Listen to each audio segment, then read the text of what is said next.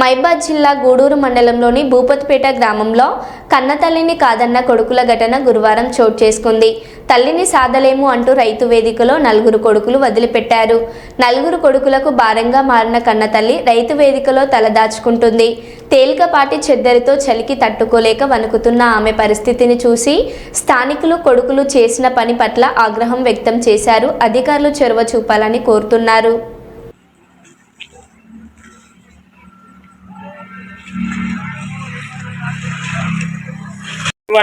పోలీసులు ఫోన్ చేయాలి.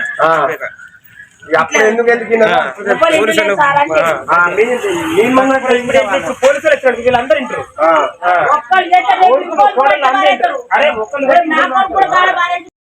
అన్నాక తీసుకొచ్చాను అంటే ఏం చెబుతా అది అన్నమాట. అది ఆర్డర్ వేసి ఇంటికి పోయాం. పోయినాక గూడు పోదాం అన్నాం. గూడు ఏం చెప్పిండు అది ఇంటికి వచ్చినాం. ఇంటికి వచ్చినాక మళ్ళీ మధ్యకి పోయాం. మధ్య పోయాక మా ఇంటికి వద్దన్నారు.